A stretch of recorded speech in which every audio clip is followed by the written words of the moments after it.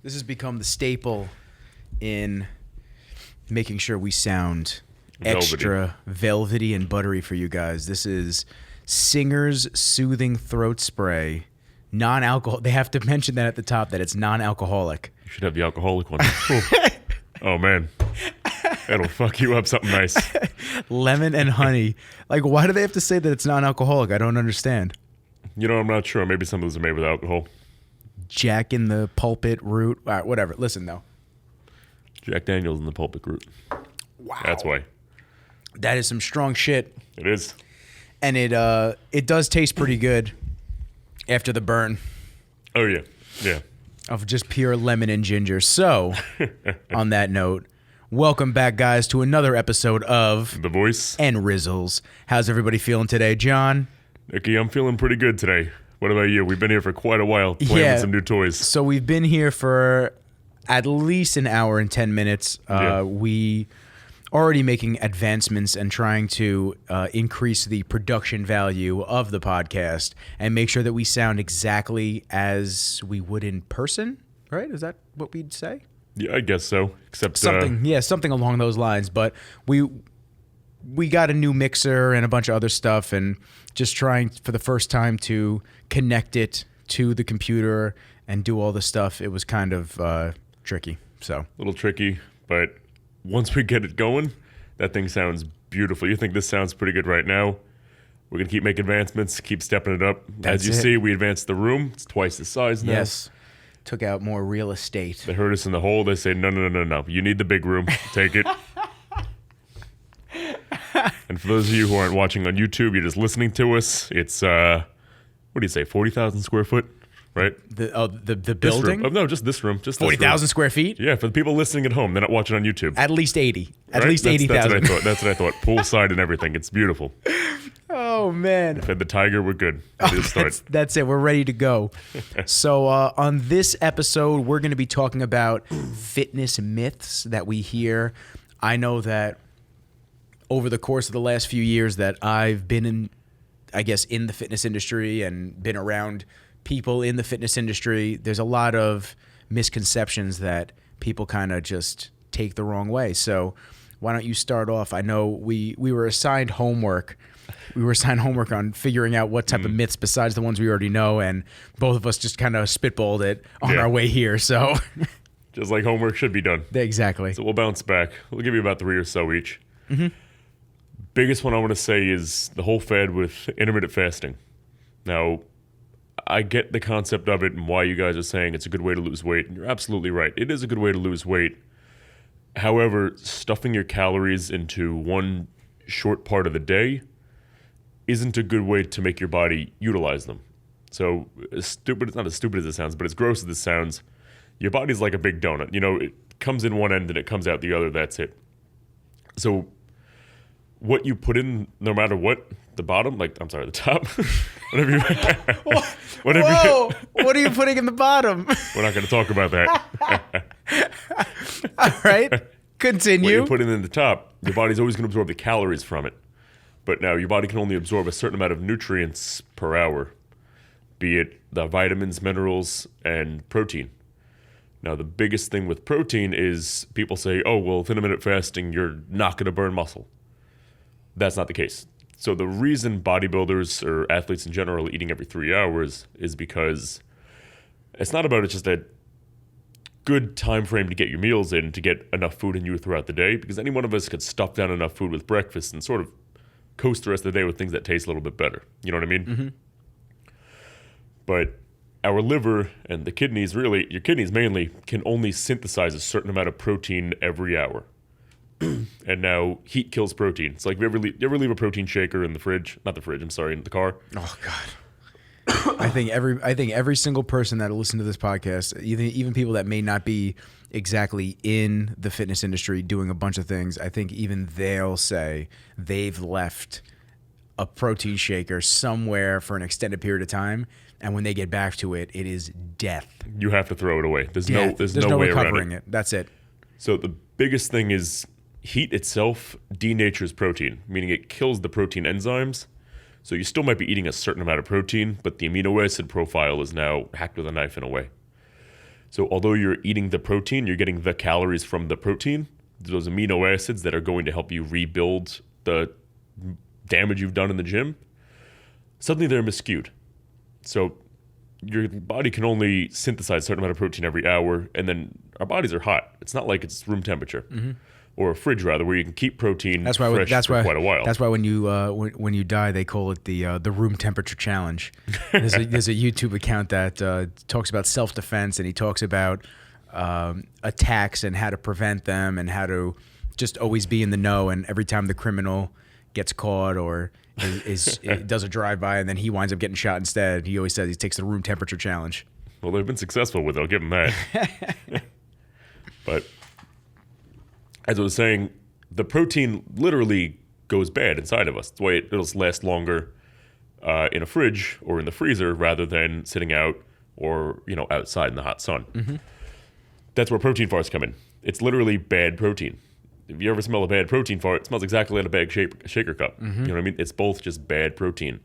It does not smell good. Oh, God, no.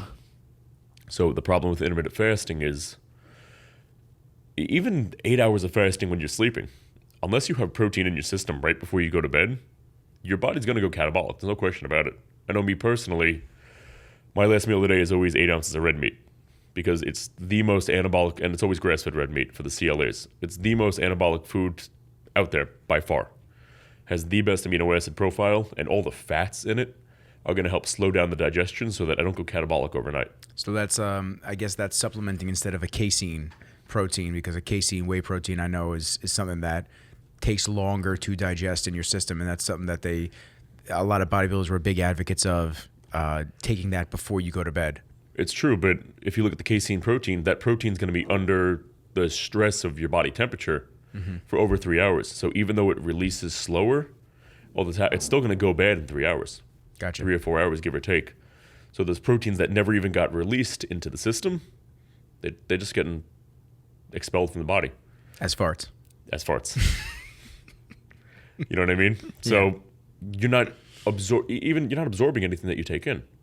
And as slow release as it is, you take it in. The only way to slow release protein is eating it throughout the day. If you take it in, it's all in your stomach. Then once it goes down through the intestines, it's being absorbed. It's not. My goodness. I'm not sure if you can hear that. Yeah, I don't know if you guys can hear that, but somebody is doing heavy lifting and moving somewhere around this office building. So our apologies if you can hear that, but go on, John. Yeah. It was tiger training today, right? Yes. They're running around. Yes, it must have been. That's it. In the other room. No, you're good. Okay, perfect. Yeah. But as I was saying, with the casein protein, when your body's absorbing the minerals and the nutrients, everything that comes with food, it comes in 1 second. So it's all absorbed as it goes through the body. There's no slow release. Maybe it's some fiber, some fats, or whatever those proteins happen to do. But the proteins are going to go bad at a certain amount of time being in your body. And that's it. So whatever slow release is happening, it's just going bad. So it's one of those little marketing gimmicks. You know what I mean? Yeah. But I feel like there's quite a few of those in the fitness industry. I feel like they play on words and they try to just make you think that this is going to be the holy grail of gains and exactly what you should be taking every night. And 9 times out of 10, most of their athletes aren't even using that stuff. So you got to take it with a grain of salt, because you take somebody who's been training their ass off for their entire life and go, well, I use this protein. I just signed with them. It's like, wow, did that build you? No, I've been taking it for 3 weeks. I've been taking it for 3 hours. This photo shoot body was just from this. That's the secret. But no, I definitely feel what you're saying with taking in, especially the red meat at the end of the night. It's a good idea. Yeah. Now, question off topic, do you do that even when you're pre-contest, or do you switch to like eggs or something like that? Because I know the staple, quote unquote, bro science before bed meal is 10 egg whites, if you've heard that before from a million people. Well, think about it this way. The egg whites are going to digest. The egg whites are the fastest digesting protein out there by far. So you're going to digest the protein immediately, and there's nothing to slow it down. So you're going to go catabolic all night. If you had 5 whole eggs instead, those fats are going to slow things down. And more importantly, the pure amino acid profile is in the yolk. That's where the quality protein is. Sure, there's some fats, but the whites is sort of the leftover of the chicken a little bit. Whereas the yolk is, that's the hardy part. That's where the quality stuff is. If you have 5 organic eggs right before bed, that'll do 10 times what 100 egg whites will do right for you. You know what I mean? So Yeah. even though 10 egg whites is about 50 grams of protein, a little less, you're only going to utilize about... Is it that much? It's about 4 grams per egg white. Is it? I guess depending on the size of the eggs you're buying. I gotta look this up. I'm curious because I'm not saying that you're wrong, and Right. I'm super curious because when I was in prep, we had to do, or I was told to do 10 egg whites before bed, and then 10 egg whites upon arising, and it was, let's just say I might as well have just worked at a chicken coop and just gotten the eggs like that. Yeah, it's a lot easier to do it that way. But while you're looking that up, what I was talking about, the intermittent fasting, which is the whole topic of this question. Yeah, sorry. Before we spiraled. We just spiral out. It's and it's 36. 36 grams of protein. Cool. I guess depending on the side of the egg whites too. Yeah, it said large egg whites, but whatever. Anyway, back to you. Regardless. Back to you'd you. be more right because I know I do large. Okay. But anyway, if you're going 16 hours without eating, even if you ate 600 grams of protein, as soon as that you were going to break that fast, your body didn't have any amino acids to help heal what happened from your days past of training. Or if you train that day, if you train that day fasted, don't get me started on that. You're train fasted. With weights? Yeah. All the time. Almost every day I wake up, I roll out of bed, I take some pre-work, and I go to the gym. So that's catabolic 101. Yeah. Fasted cardio is another story. That's great for you, but weight training fasted, there's no glycogen in your system for your muscles. So what happens? You basically just go catabolic. Every rep you're doing, every burn, you're tearing some microfibers that aren't going to get rebuilt back. I feel, and I'm going to be honest with you, the science behind it is one thing, and I'm not going to sit here and say that I'm an expert on that because I definitely am not. However, I feel great training fasted. I don't know. You know what? You're used to it. That's why. Yes and no, because there are days where I'll train 11, 12 o'clock and I'll have a breakfast meal, or I'll have a breakfast and meal too, and I'll feel good. But when I train fasted and then I do cardio right after for like 20 minutes on the stairs or something like that, I just feel tighter, less bloated, this and that. And then eating the rest of my meals for the rest of the day feels just better. I'm the kind of guy, though, that if I train at, say, 5 o'clock, my last meal should be at 3. I can't have food in my stomach more than 2 hours. Like, I need to have it more than 2 hours in my stomach, digested partway through, I guess, or at least more into the process, and then I can train. I can't train on a full stomach, essentially. It's never good to train on like a dead. I know I eat an hour or so before I train. Always. Even an hour, I can't do an hour. Yeah. I feel so off if I train within an hour of eating. After eating, it's like when you wake up in the morning, you feel tidy. You feel good. You know what I mean? Yeah. So you're just taking that good feeling to the gym.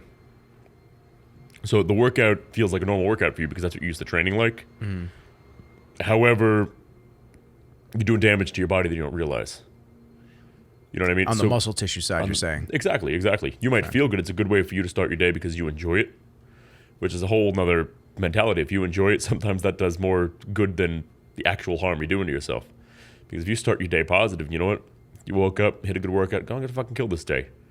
Sometimes that gets more done than perfect, strict routine. Yeah. The mentality has a lot to do with it. Yeah, I used to be so strict on the eating side of things, but I've just found that being a little bit more flexible and stuff like that, especially since I'm not competing anymore, it has just helped me immensely. But yes, so I'm a faux pas fasted cardio trainer, a fasted cardio and fasted weight training person. Mm-hmm. But continue. Right. The last short of the long with the intermittent fasting is if your body's not getting that protein in every 3 hours, there's no protein there. Now it's looking for muscle tissue to heal. So it's going, well, shit, we need protein. We need fresh protein. We need it right now. Where is the fresh protein in our body that we can use to fix what injury we have because something tried to kill us? Because our body doesn't understand that we were in the gym. I think some external forces tried to kill us, and for some reason we survived. Now we have to adapt, get stronger, and so next time, once we go under that stress, build up, it's not a problem. What it'll do, if you strain your biceps that day, right, and take some muscle from your legs. You did legs fasted, or legs fasted, say the day before, right? Mm-hmm. And then you didn't eat for 16 hours. It's going to take muscle from, say, your arms to your chest. Going, well, whatever's happening in our environment, our legs are torn down right now. We need some pure amino acids to heal them back up. Our chest is fresh. It hasn't been under much stress lately. Just take something from there, heal the problem. Because we don't know when we're going to need our legs in this exact situation again. Gotcha. But that's all. That's what I got to say about that one. And I mean, I guess this episode could go two ways. It could go myths, and it can go with our feelings of contradiction on what the right method or style is. I mean, the science part of it, I'm not going to be totally efficient on, so I can't give you counter arguments, and I can't sit here and say you're wrong or you're right or this and that for either of us. I guess it's just our own experiences and what we've seen other people kind of go through and work. And I would say I agree with a lot of what you said in terms of intermittent fasting and stuff like that. But I know that a lot of people have the science to back it up. And what we'll have to do is we'll have to get somebody on here to counter you a little bit and maybe bring up their points. I think that would be great back and forth dialogue. So I know a lot of people that do intermittent fasting and they know it on the science level. So maybe we can we'll get them on in a closer episode. But I definitely do agree that is a misconception, that is a myth, stuff like that a lot of people probably think is the easiest way to start cutting weight, along with I guess I'll go into one of mine.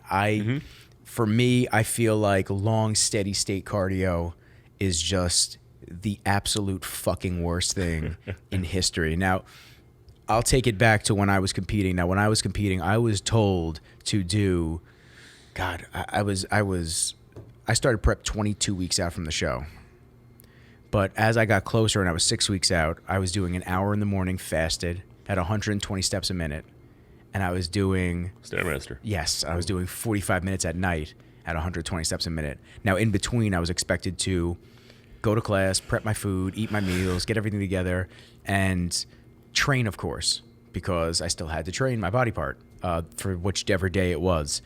But I feel like when I switched coaches to my guy James, who's a doctor down in Florida, he's unbelievable, such a knowledgeable help, and he changed my outlook on a lot of things.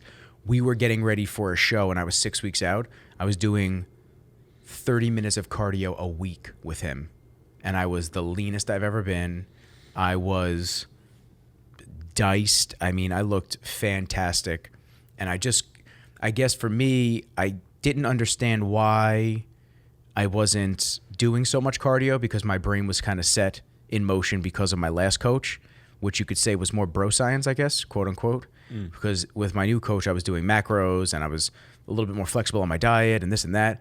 But then I started to look at the type of cardio and the quality of cardio I was doing, sitting there with my first coach on the stairs, hammering away. And it got old so quick. And then I switched when I started doing cardio with my coach, James. We started doing HIIT training. So the HIIT training was 1 minute on, it was 15 seconds all out intensity on a spin bike, 45-second rest, like with just pedaling along, 10 rounds. So I had 3 10-minute cardio sessions a week, and I was getting shredded versus standing on the stairs for an hour and 45 minutes a day. And I feel also as though when you look at one of the big examples is marathon runners, right? What does a marathon runner look like? Stringy, lanky. Yeah. What does a sprinter look like? They're jacked up. They're jacked up. So when you start doing that HIIT cardio and you start understanding that maybe there's something more to it on the side of muscle retention, building muscle, but burning through calories and glycogen and all of that, that for me was a big misconception or myth in the sport, that you had to be hammering away, hour on the stairs, go get your hour, go get it done. And I mean, you could tell me otherwise. I know you kind of have your own methods and your own ways of doing cardio for, especially when you're getting ready for a show. Right. So for me, like I said, I was based everything off the pure science. Now you look at marathon runners versus sprinters. The biggest difference of those guys is their genetics. Not that one's more predispositioned to be good at this or good at that, but they kind of are. because it's the amount of fast or slow twitch muscle fibers they have in their body. Now, could it be said that a marathon runner could take genetics out of it? Let's just take two people of the same genetic disposition Yeah. and makeup and everything like that. And let's say one trained like a sprinter, one trained like a marathon runner, but let's say they switched or they both trained the same way. Wouldn't they just be this? Wouldn't they have the same ability to become either or? Assuming both had like 50% fast, 50% slow. Correct. Like let's just say the stats are across the board, Uh-huh. totally even between the two of them, and instead of one becoming a sprinter and one becoming a marathon runner, they both become sprinters. Because you know what I'm saying? Like 100%. that could be anybody though. Without a doubt. But they'd never be as competitive against somebody who was a pure fast twitch fiber sprinter to the blood, Okay. no matter what. Because that bred sprinter has that extra 50% of fast twitch muscle fibers for explosive speed and short bursts. That's what separates a bodybuilder from a powerlifter, really. You know, bodybuilder's a bad example. Like, say, the guys who do the CrossFit competitions. Okay. Personally, I'm not a fan of those. However, those guys, they have some good endurance. You mean you don't like CrossFit? I feel like you would love CrossFit, John. It's like you don't even know me anymore. But you look at a powerlifter, they're not doing a lot of high reps. It's just short, explosive strength training, strength and power, and moving a lot of weight real quick for a short period of time, and that's it. Obviously, they're doing the cardio just to keep themselves healthy. But CrossFitters, they're just going and going and going, so they're more of a slow twitch muscle fiber body. Where a powerlifter, they have to be more fast twitch. Now, a powerlifter can be a slow twitch body, but they're not going to be as successful as a powerlifter, say putting in the exact same amount of work, eating everything correct, as somebody who just has that genetic edge to fast twitch muscle fibers. So now, are you saying that not everybody could lose the same amount of or burn the same amount doing HIIT? Is that what the argument is? I'd say you're more in favor of steady state? For getting ready for a show or something, I'd say yes. Okay. And why? Why do you think steady state is better? Like I said, There's a certain- genetically, let's say all participants are the Everything's same. across the board. What makes steady state in your mind Mm-hmm. more efficient than HIIT cardio? I kind of feel like they work together really well. Okay. So, you know, to bring steroids into it, if you're using, like, say, testosterone, for example, that long, drawn-out, steady-state cardio, odds are you're not going to burn muscle because the gear is going to keep everything in check, especially if you're running growth hormone. It's going to keep everything where it needs to be, but keep you in that 130, 140 pure fat-burning heart rate range for a certain amount of time. Okay. But I was never a fan of putting people on the treadmill or the Stairmaster, whatever it happens to be, to burn calories. I like to use the treadmill or the cardio to make your body into a fat-burning machine. Okay. So that when you're hungry in between meals 2 and 3 and 3 and 4 for that hour and a half, that's when your body's eating its own fat. So I don't care how many calories you burn on the treadmill. I don't care how many you burn on the Stairmaster. I use the cardio in short bursts every single day to make your body a robotic machine. So that you're hungry in between your meals, but when you're hungry, your body says, no, hold on, we trust you. We know you're going to feed us in, say, 45 minutes, an hour. Let's take from our stored fat reserves now. If you're natural, I believe HIIT cardio is definitely the way to go. Which I always Exactly. have been, and I've never taken anything. Yeah. And I was treated as an athlete on gear with my first coach for 2 preps. And you know what? That's the reason you had to do so much cardio, because they're treating you like something you're not and feeding you like something you're not. A natural athlete and an athlete using gear, 2 very different preps. Both can have extremely great results with the proper guidance. But what the HIIT cardio is going to do is that blast of high intensity with the fast twitch muscle fibers, that's going to raise your natural test levels up. So because you're not synthetically putting testosterone in your system, that spike of natural test is going to help keep everything where it kind of needs to be. So if you're doing HIIT cardio 3 or 4 times a week like your coach had you doing, or I don't know, still has you doing maybe? No, God, no. No. No, I've been doing the stairs, but I have to do HIIT again because I know obviously that's what worked for me way more efficiently. And it's less time. Yeah, way less time than doing that. But I've been doing a lot of fasted cardio in the morning, and that is something I don't feel like doing. You know, first thing I wake up, I don't feel like spinning my heart until it feels like it's in my feet. Like No, of course not. So for me, it's been easier to just train Right. hit the weights, get it over with, and then just do 20 minutes on the stairs. And I usually never, especially if I'm doing weight training, I never take. I usually always take pre-workout, but if I'm doing cardio, I'll try to never have pre-workout in my system if I'm doing HIIT cardio, because I just don't want it spiking me too much. You know, even the pre-workouts are made for the weight training, just to really spike your endocrine system for that. So for cardio, it might make you feel better to actually sit there and do the cardio, but it's really not going to get much done besides spiking heart rate up a little bit. Yeah, no, and my heart rate is exactly where I need it, and I keep it in the fat burning range, and I'm always watching it. So yeah, but yes, I agree. I agree in terms of the different cardios for different. I guess you could say athletes that are using different techniques and methods. Yeah, to sugarcoat it. Yeah, that's the nice way of saying things. So definitely the PC version. The PC version, yeah. I mean, we're real with it. I mean, it is what it is. People do things. People take things. I don't give a shit. Usually doesn't matter to anybody else. A lot of people make a big deal about it, and they'll tiptoe around, and it's like a waterboarding type fucking answer just to try to say steroid. It's not a big deal. Not at all. Yeah. So it's the worst when people you look at somebody who clearly used them. You know, they'll have a guy under the size of double D's, and they say, "Oh no, I'm natural. I don't use anything." No, man, but dude, come on. You can get gyno naturally. That's the other argument, right? You can get really bad gyno naturally. You know what's funny? My voice is obviously the way it is, but my natural test levels are through the roof. Really? Now all because it's sort of the reason it's kind of like this. But all testosterone converts to estrogen. So I actually had natural gyno. Really? Not nearly that. I still have it a little bit. Not nearly as bad as what I was describing. Yeah. But enough to be like, oh, well, shit. You know what I mean? That's crazy. So you can get it naturally. But obviously when you're, 3% body fat, 240 pounds. It sticks out more. Well, forget about that. It's like, really, you're natural? You sure? Oh, you're saying that? Yes. Yeah, 3% body fat, 240. I didn't hear that correctly. That's the point is... Just keep your mouth shut. Don't lie about it. Shut the fuck up. Don't say anything. No one gives a shit. You don't have to tell. You don't have to tell anybody anything. It doesn't matter. Not at all. But I'll tell you, man, that we were talking about it earlier. Did you watch the New York Pro at all? Yeah. I know we're deviating from the topic right now, and it's all right. We usually do it, and I don't really care because it's a good time. But you saw pictures, or you were watching live coverage? What were you doing? I saw a couple live streams people were putting up on Instagram, but for the most part I saw pictures and a couple posing routines. Did you see Classic?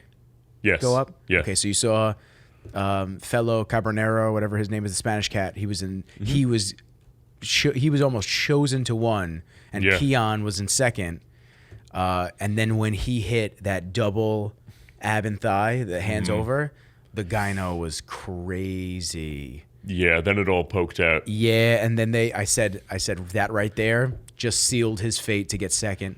It's like somebody using synthol on stage. They see the synthol, nope, blacklist. Done. Yeah, I mean it's not really obviously it's not tested in the NPC IFBB. It kind of unspoken. Nobody really likes to talk about it, but I feel as though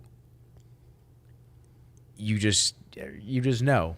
Like something like that. It's kind of crazy. You know, most of the guys on that stage are taking stuff. Of course. But in terms of you see the markings of it, and they're like, no, fuck that, get him off the stage. Like, nah, drop his placing. But that I just on the topic of gyno, that this weekend I saw him lift his arms up, and I said, nope, that's gonna be no bueno for them. Yeah. Well, that reminds me of the whole that guy Ulysses on Instagram. Yes. That whole thing that happened with him where he always had everything listed as that. And he's the reason I was saying that before, but don't lie about it. Yeah. Top natural bodybuilder in the world. They're like, dude, you're 45, you're shredded to the bone, and you're fucking big and you're strong. That dude is big. He's big. But when he put up the pictures of him when he was competing, he had massive gyno, and I'm sitting here, and then after that everybody's calling him out on it, and then suddenly his page didn't say top natural athlete anymore. He goes, I wonder what happened. Nah, it never said that, but people screenshot and sent it to him. Fuck you, man. And look, I got the proof of it. Yeah, that's another topic. That's another thing that we could just probably go on and on about and talk about. But to each their own. To each their own. That's the message on this podcast that I want to make very clear. We don't discourage. I don't, as a natural athlete and competing against guys who were clearly on, I don't give a fuck. I'm friends with everybody. It doesn't matter to me. One person's body versus another person, that is their choice of what they do to their body. My biggest thing I tell all my friends that do things, I say, hey, be safe. Be careful. Get regular checkups. That's it. That's the extent of the conversation. I don't care how much of what you're taking. I don't care what you're on. Doesn't matter to me. I don't fucking know anyway. I've heard top people talk about what they're taking in front of me. I don't even know what it means. I don't care. Don't matter to me. Doesn't matter. It's not my business. That's on them. Yeah, you know what? I'm the exact same way. Doesn't matter who you are, what you're doing. If you're a nice guy, and as long as you're keeping yourself healthy, if you're using as much stuff as you need to at that level, and those guys, they're getting their blood work done. They're healthy. Yeah. They're getting, more importantly, they're cycling off. They're getting off everything, letting their receptors clear out. Yeah. Their body do what it's supposed to do again. The smart ones are doing that. Yeah. Because there are definitely guys that don't do that. But that's what I mean by healthy.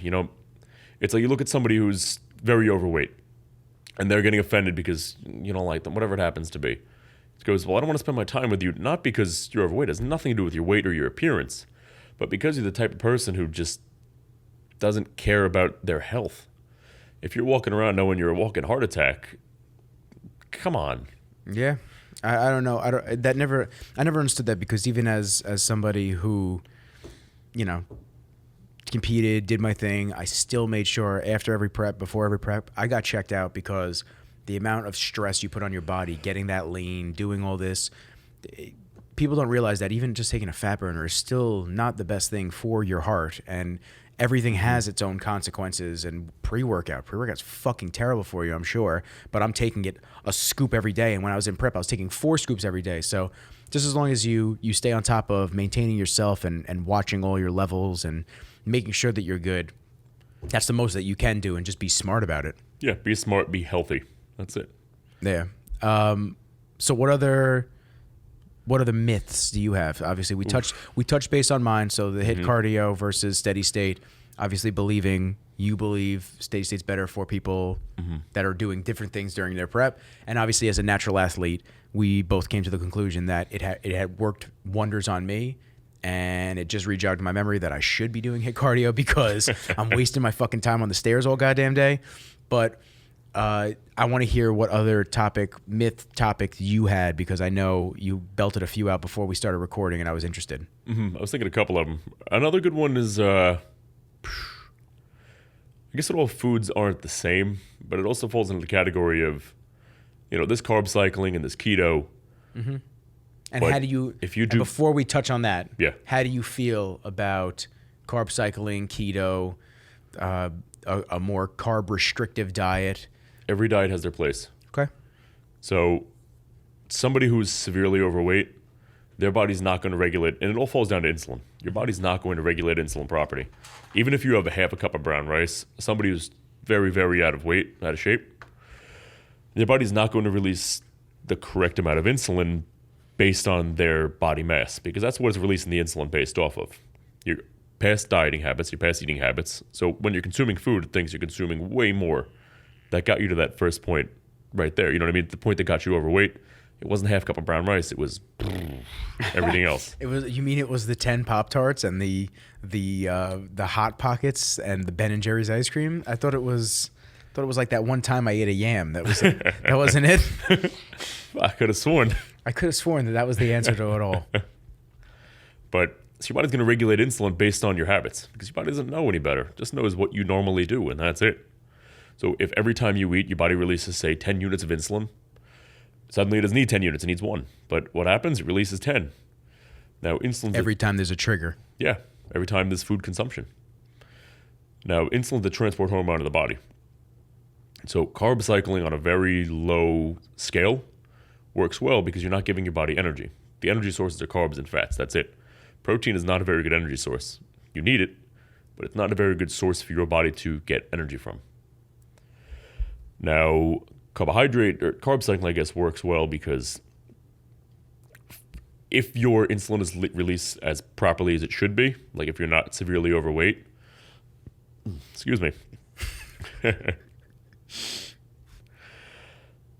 you're going to release what you need and then starve your body of energy. I'm sorry. I'm thinking about you're just burping off the mic. My bad. It's gonna starve you. It's gonna starve you. Okay. You're making me think of the Pop-Tarts. Oh God, I want to get so much junk food when I get out of here, but I just can't. I got to stay on my diet. But go on. Anyway, when you're starving your body of these energy sources, like you're fucking, just let it all out. Just let it out. He wants Pop-Tarts and Hot Pockets and everything shit. right now. You just made me have a PTSD. Oh, Fat Boy days. Post-traumatic stress disorder. Just thinking back to all my gluttony days. Oh God. The liters of Mountain Dew. Oh, so much soda. Sierra Mist at the movie theaters. All right, back to you. I'll be good. I promise. I want to talk about that. That sounds like more fun. That's. So tell me. So basically, when you're starving your body of energy, which is essentially what you're doing when you're prepping, your body's going to eat the fat because you're lean enough for your body to regulate the insulin that it's releasing. But if your body can't do that, where you're borderline diabetic because it doesn't know how much to release, that's when keto works. Now, if you're eating, say, that half a cup of white rice or brown rice or the oatmeal, your body's suddenly going to release way too much, and then it's going to store everything you consumed as fat because insulin is the transport hormone of the body. So what it's going to do is transport all those extra calories stored as fat because your body, as habit, knows to store things as fat. So keto is great for that because if you're truly not eating any carbs whatsoever, your body's going to release ketones as sort of the energy source in the body Instead of glycogen. in a way. Exactly. Now, since there's no insulin, even though you're eating these foods that are more than 2 times as calorically dense, every gram of fat is 9 calories. Every gram of protein is 4, and every carb is 4. So every gram of this energy source you're eating is more than 2 times as calorically dense. But if you just look at that on paper, you go, how am I going to lose weight? That doesn't make any sense. But it has to do with your insulin. So just eating these fats lets your body burn the fat that you ate and say, cool, oh, look, we have more fat here. Let's keep burning because we're hungry. And then all the protein you eat goes right to your muscle. It goes to where it needs to go. The myths with keto is that you need to eat 60% fat and 20% protein and 10% vegetables. Yeah, the lower protein always. I'm not a proponent of 1 gram per pound of body weight. I feel I told you last time. I feel like I don't utilize all of it. Yeah. So when I do keto, the one thing that freaks me out though is that my protein gets dropped so low, and I wind up just like looking for filler foods because by the time you eat 2 meals, your protein's like almost done for the day. It feels like. But that's the thing is, your protein intake, because you don't have the insulin, those calories aren't going to be stored as fat. So all that protein is going to be utilized to what it needs to do. Get the task at hand, reuse the muscle, and keep everything where it needs to be. If you eat drastically too many fats, then yeah, you're going to store something as fat. No shit. If you're eating 4 avocados a meal, then Calories there you go. in, calories out. Exactly. But your body's going to utilize those calories 10 times more efficiently without the insulin. So going over your protein isn't a problem. Personally, I like to separate it based off your body weight. I'm not going to go into all the specifics about everything right now. But I'm a big believer of have at least 1.2 grams of protein per every pound of body weight, or lean body mass rather. That way, you have protein and fats with every single meal, every 3 hours. Let your body get used to clockwork. It's boring, it's not sexy, but it gets the job done. And the other thing with keto is the common misconceptions of, oh, well, I can eat bacon, I can eat cheese. If you were trying to lose weight, right? Would you give your body bacon or cheese? Okay. Uh-oh. So, towards the end of my prep with the doctor, we actually turned me to keto, and I was eating bacon, quite a bit of bacon, and I was getting shredded. So, I understand the mentality and your thought process behind it, and probably 99% of the world's thought process in how eating fatty bacon can't get you lean or can't do this. But I'll say from experience that my calories didn't ever dip below 1,900, 1,800 calories. And like I said, I was doing 30 minutes of cardio a week, 6 weeks out from a show. And I definitely was having at least 4 to 8 strips of bacon a day. But what I'm saying, I wasn't going to be about the calories in or out. You can absolutely lose the weight with bacon. You're not, because you're not coming out of keto. But then you have to look at your cholesterol.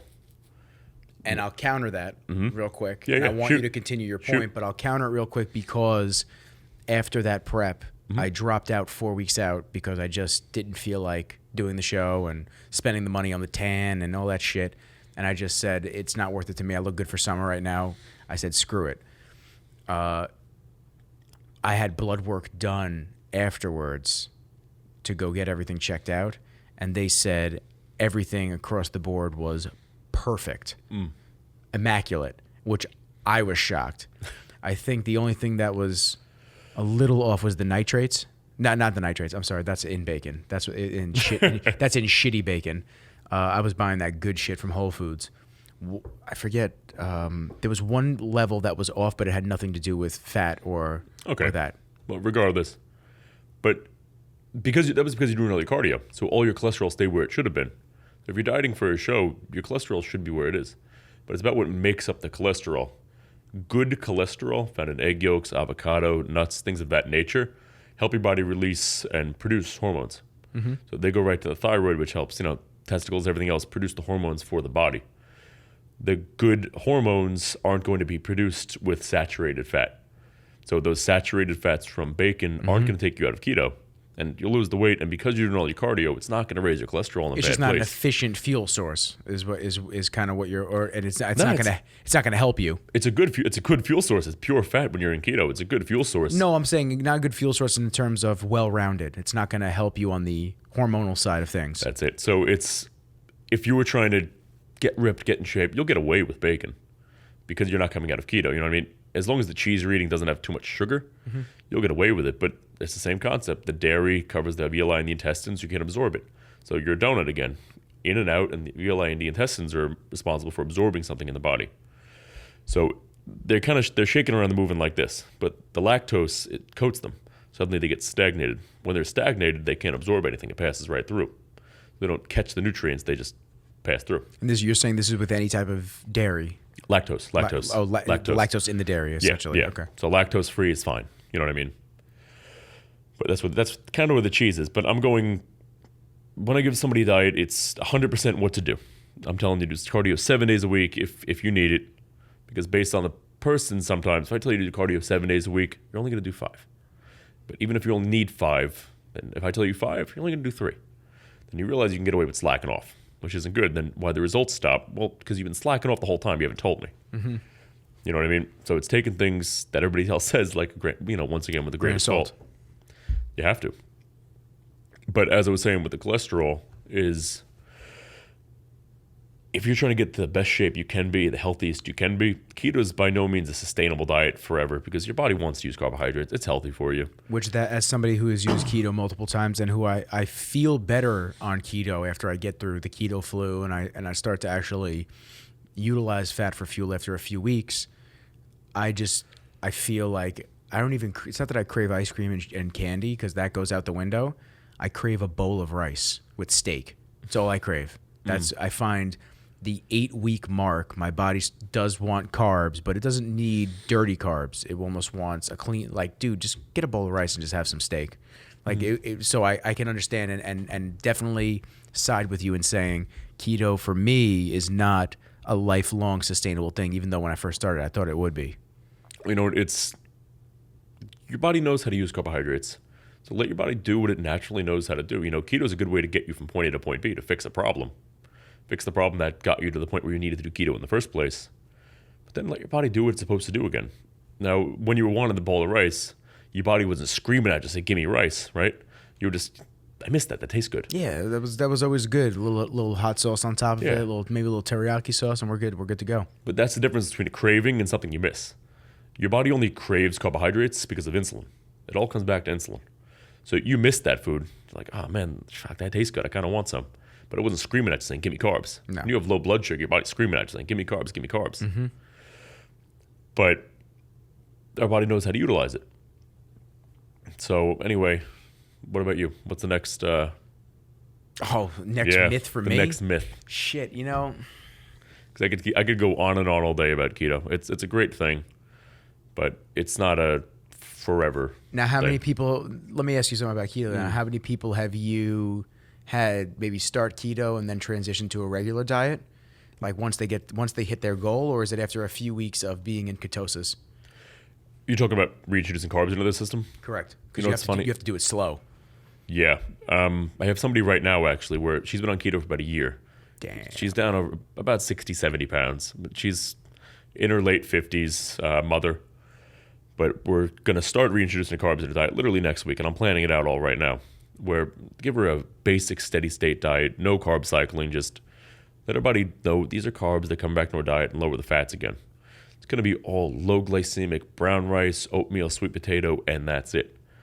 Where even the vegetables still aren't going to be sugary vegetables like peppers, carrots, Brussels sprouts. More fibrous.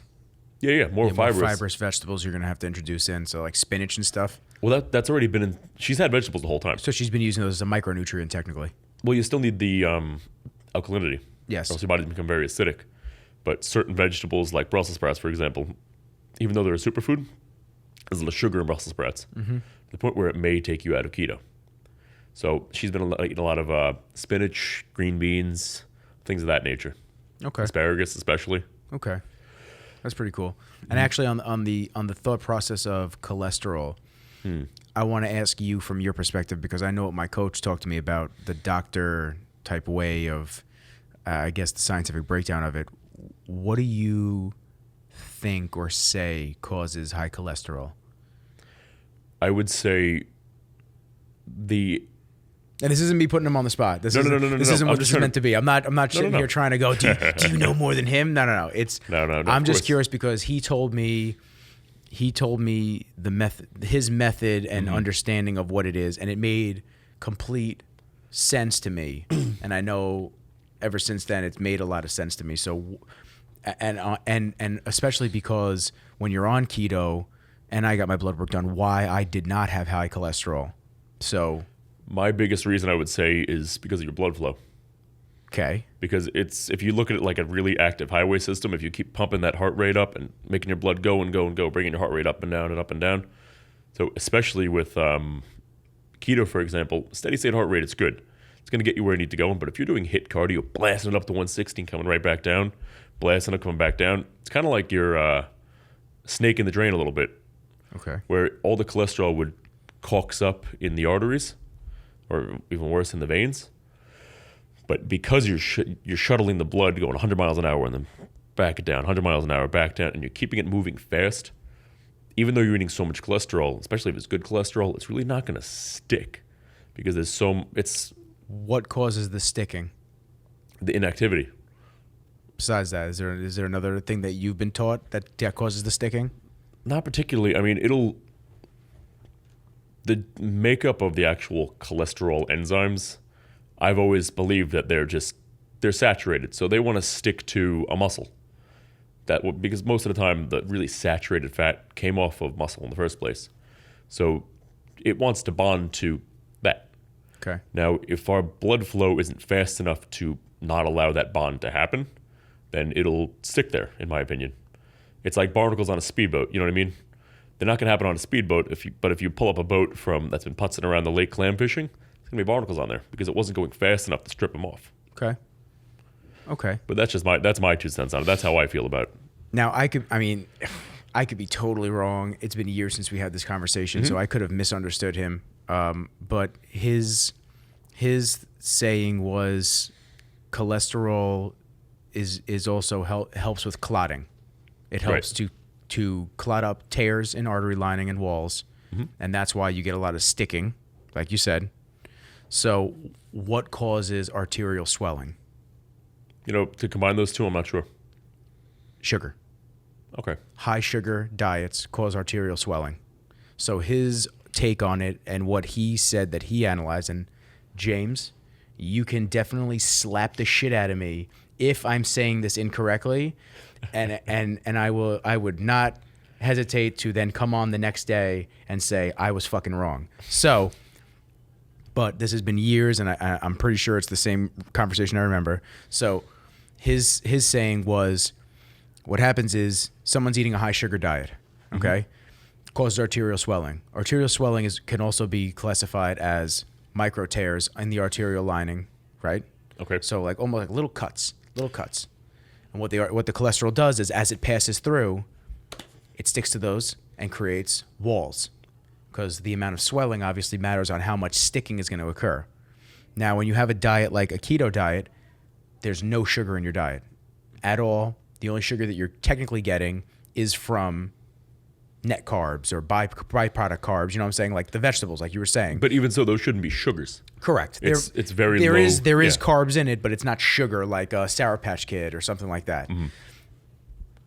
Although your cholesterol may raise from eating fatty foods, as you said, there's nothing to clot at that point.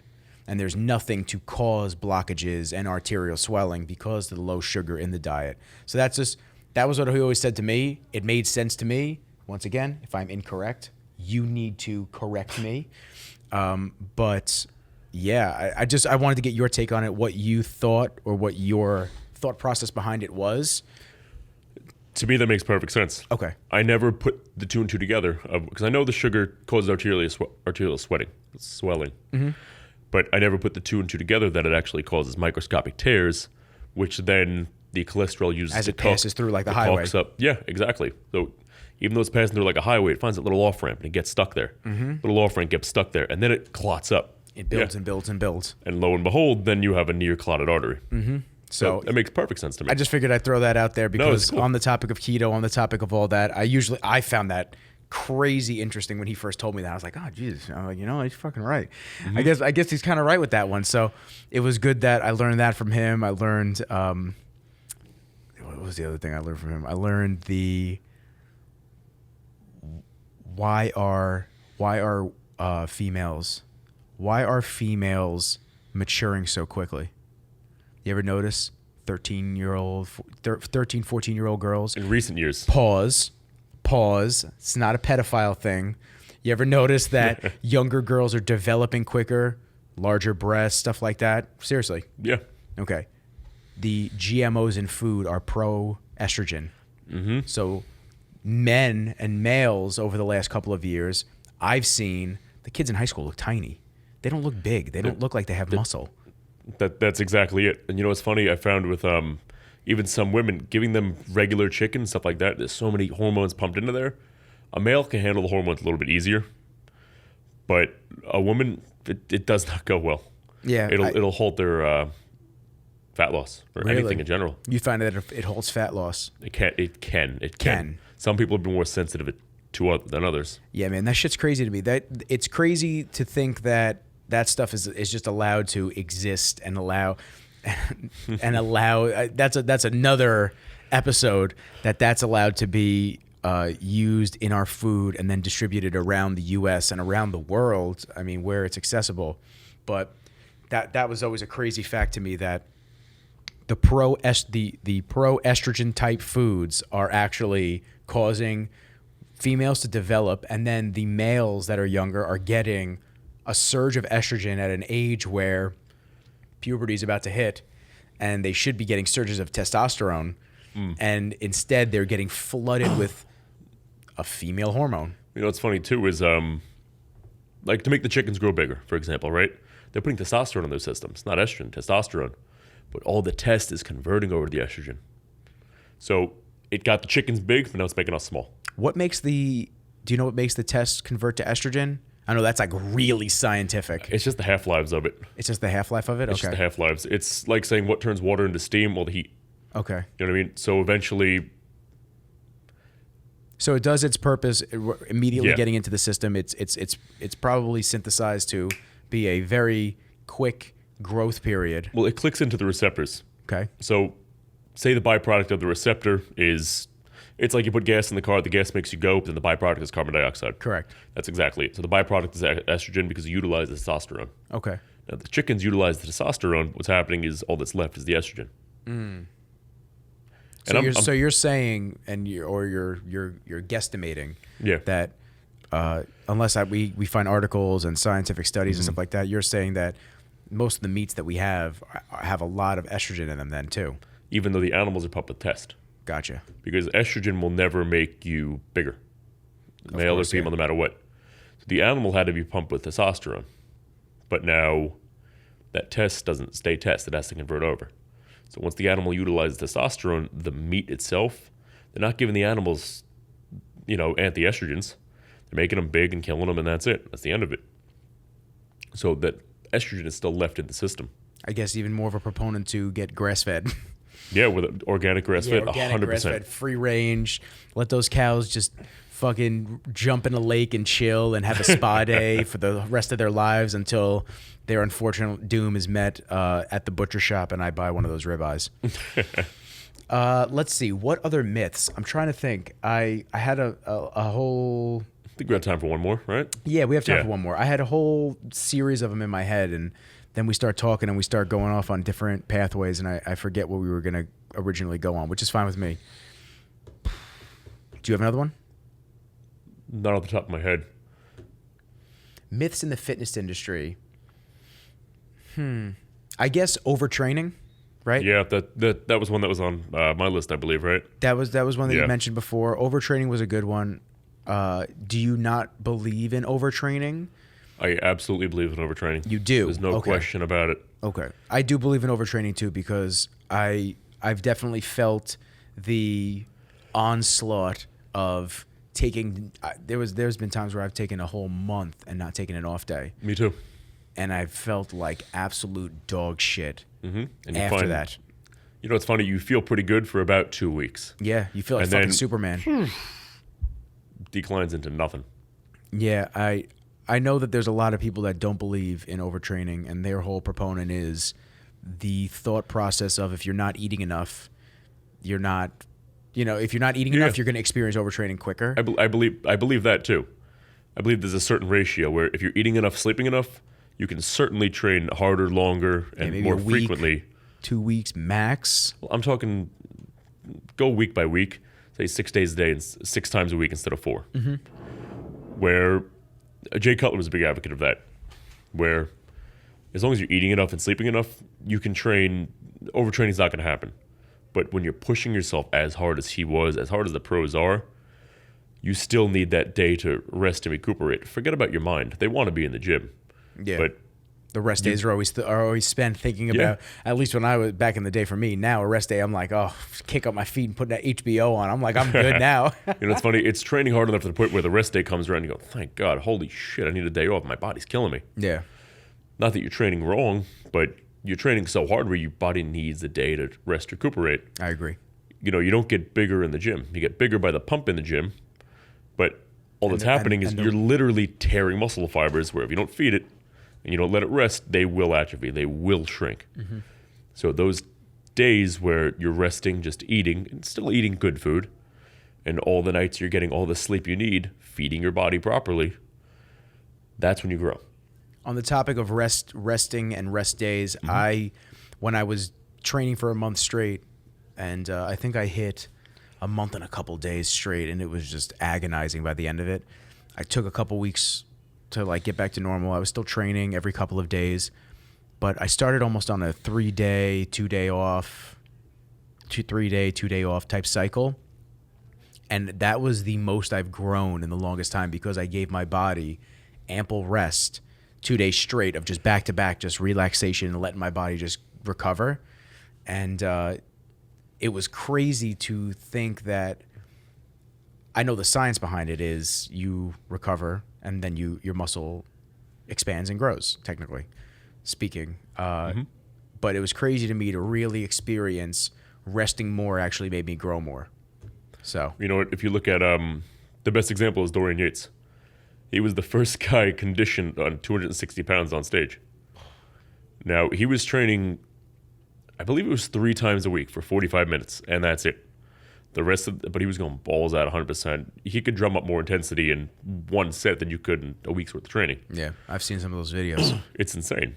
But now, he tore every single fiber possible in a very efficient way in the gym and let his body rest, repair, and fed it. What happens? You blow up. You can only tear a certain amount of fibers. Now, all that food has to go somewhere to repair it. You know what I mean? Yeah. So, to totally go against the norm of everything of what bodybuilding, because it used to be back then, it was everybody was doing 2-a-day splits for an hour and a half at a time. So he was training as much in a week as everybody else was a day. And suddenly he was outsizing them like it was nothing. Yeah. Yeah, I'm a huge advocate in resting now. I also because I'm older and I'm lazier, but I definitely felt when I was doing that, I knew that my body was getting the rest it needed, and I knew overtraining was definitely a thing because it really smacked me in the face really hard, and I just burned myself out. So I definitely agree on that. I don't know who thinks overtraining doesn't exist. I know they're out there, and I hear the conversations, but I don't understand what makes them think that it doesn't. It's bro science. You know what I mean? They're going, oh, well, you're just weak-minded. No. If you're training 7 days a week, that's why you still look the same. I don't care what you're eating, but those are the same people that they're training, and they're going out, they're having a couple brewskis. You know, they're hanging out with their friends, they're not sleeping enough, they're out smoking weed, doing whatever. You know, you do what you want, but don't try to preach science based off your lifestyle when everybody else is doing something different, and suddenly they're twice your size, they're 3 times your size. To each their own, but you can't say somebody's wrong based on the things that you're not willing to do. Yeah. You know, because I don't want... Here's a good example. I can't say I have the best video in the world on my phone, right? The best Instagram video in the world, because I'm not willing to learn exactly what it took to do what you're doing. You know what I mean? Yeah. I could snippet 2 videos together, and look, I made a clip with no filter in between whatsoever. It just snaps over to it, and the audio is all messed up because I couldn't figure it out. But that's the truth. That's the natural way. That's the best way to figure these things out, because it's raw, it's uncut. And you're looking at it and going, what the fuck is this shit? What the fuck am I watching? Raw and uncut. You just didn't know how to edit. It's his dog, and now it's a commercial for Claritin. Yeah. What is this? It's called Bodybuilding 101. I don't understand it. I don't understand why this is happening. But just because I don't have the know-how that you do doesn't make my side of it a theory. Yes, any it's better. not a theory. I'm wrong. Yeah. You know, take it for what it is. I'm wrong in that somebody who doesn't want to put in the work that somebody else is, they're wrong. You know, there's the science of the body, sure, but when that science doesn't add up except to the people that you've convinced it does and what you're hoping for, you know, it's not science, it's not a theory, it's wrong. Yeah. No, I got That's you. the way I see it, at least. I got you. We hit an hour, man. Whew. We hit an hour and 2 minutes. And we haven't even had guests on yet where they can actually bring... a whole nother conversation to this. Dude, Marco can talk. It's a good thing. Yeah, it's not like... Hashtag foreshadowing. Foreshadowing. It's not a dreadful thing where you have to listen to somebody and you're just like, fuck, why can't... It's so insightful and so nice. You'll see. You guys will see too. Everybody's going to see. That'll be great. You want to wrap here? Yeah, that's a good place to leave it, man. All right, that's a good place to leave. So, we discussed like 3-4 myths, bunch of sideways shit. You know what? That's what a podcast is. Yeah, man, we're here to just give our insights, talk about stuff that, you know, we are passionate about and that we've had experiences with. And if you disagree with anything we're saying, comment down below, write us, send us a fucking Carrier pigeon. DM. Yeah, send a raven. I don't know. Game of Thrones is over now, so... Did you see the finale? I did. God, this is going to get us on another half hour. All right, just without ruining anything for anybody that hasn't ever seen it, did you like it or no? I did, but to be fair, I saw a couple episodes of the show in the beginning. And my girlfriend wanted to watch it, so we picked up at the end. And I love Lord of the Rings, all that stuff, so I'm like, fuck it, let's figure it out, let's watch this. And then I remember I called something that she didn't call in like the middle of the season. So I kept bashing her around. I'm like, see, babe, look, if you want to know something about the show, you just ask me. I understand all of it. She kept like, she's like, fuck you, go to hell. So you... From what I understood, Okay. I liked it, but I would have changed 1 or 2 things. Okay. What about you? I didn't love it. No? I didn't love it. I wanted to like it a lot. I thought the last season was really drawn the fuck out, and I think even the scenes where they show the dragon, it's like this long, momentous thing. It's like, dude, we get it. It's a fucking fake dragon. Just like move on. It's a guy in a green suit. Let's just keep moving with the story. And I think that to rush this season, they could have definitely done another season. They could have definitely done season 8 and 9. I think it was originally supposed to be like 10 or 11 seasons. Well. Yeah, the shit was rushed because from what I heard on a different podcast, I heard that the 2 directors, D&D, they're like... Dungeons and Dragons? whatever the fuck their name is. I heard that they are rushing to go do Prequel. No. Oh. They're on for the new Star Wars coming out. Well, that's a whole 180, huh? Yes. So they're on for the new Star Wars that's coming out. So they wanted to rush production because obviously this wrapped shooting last year, and the new Star Wars comes out this December 2019. So they were rushing to get out of the Game of Thrones shit and start to do the Star Wars shit, which to me is not fair to fans that have been watching this show for 7 seasons. That's a lot of heartache. That's a lot of heart put into a show. I can barely watch a baseball game for a full hour or 3 hour, however the fuck long a baseball game takes. But for me to sit down and watch Game of Thrones, it was easy. And then for you to rush a season, I thought that was bougie. And you know what? Not to mention, too, every episode is basically a movie. They're an hour long each. Yeah. So you know what? That's where the difference is between me and you. I wasn't nearly as invested in it. Just because I didn't watch seasons half of one until whatever season this is that it ended on. Yeah. I wasn't nearly as invested. I just liked the topic. I'm like, oh, that's cool. Yeah, I was super Like, invested. I know you. Super invested, super butthurt by the end of it. But Yeah. now they're going to do all spin-offs and shit. So you'll see. There's going to be a million Game of Thrones shows over the next 10, 20 years. I saw a funny meme on there. One What'd you last say? to it. I don't know the redhead lady name. The short redhead lady. Which one? The Melis- queen. The queen. Cersei. Cersei. Yeah. I saw a meme. It was Cersei. Yeah. Yeah, sure. Why not? And if I'm wrong, you'll correct me when I say what it is. I got you. Yeah, that one. But it was goals is to be her getting paid $1 million for a Yes. season to just stand in a window. Mm-hmm. That's it. She didn't say a word. HBO, send the check. Send the check. I'll stand in a window. Send the check. All right. That's it, right? Yeah, this has been the Mountain and Rizzles. The Mountain and Rizzles. Send the I like check. that. I'm definitely not the Mountain, so It's the Game of Thrones version. I will defer that title to you. The Pebble. The Pebble. I'm The not Mountain. I'm not his size yet. No, the Mountain No. and the Pebble. Did I tell you he almost ran my ass over at the Arnold? Did he? Did I tell you that? No. All right, real fucking quick. Now that we're talking about the Mountain, okay? This motherfucker almost ran me over. Okay, so here's what happened. Kai Green and him, obviously I've done videos for Kai. Mm-hmm. Kai Green and him had a panel interview with Arnold Schwarzenegger at the Arnold.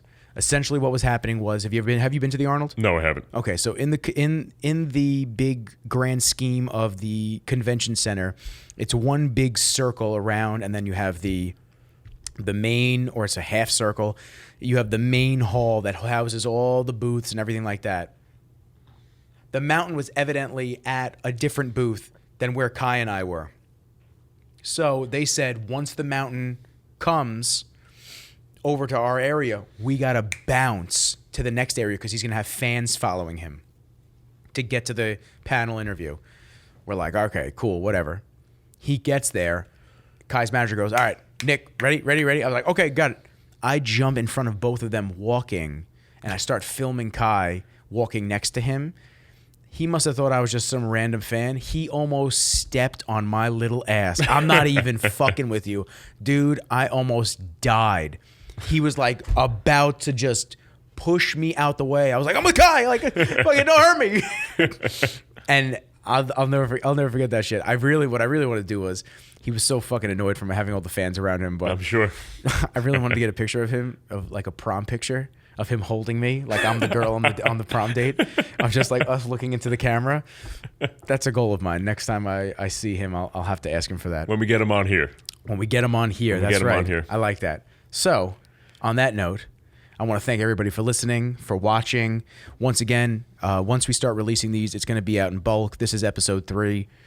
So we'll have 3 more episodes as a grand release, and then from there we'll be doing 1 a week, 2, 1 every other week. I think we're still figuring that out. We'll still figure it out. We'll Probably definitely one a start week. with it at least 1 a week. Yeah, without a we'll doubt. still be doing 1 a week, and then we'll figure out a date that we will finalize and launch it, whether it be like a Wednesday release or a Friday. I'd probably say earlier in the week would be better, like a Monday to Wednesday release date. This way.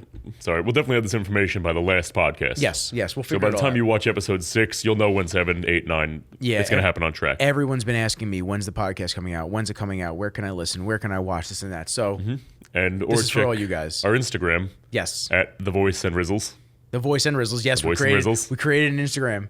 That's official. That's some good Yep, shit right that's there. there. And then we have also our personal Instagrams At John Panetti.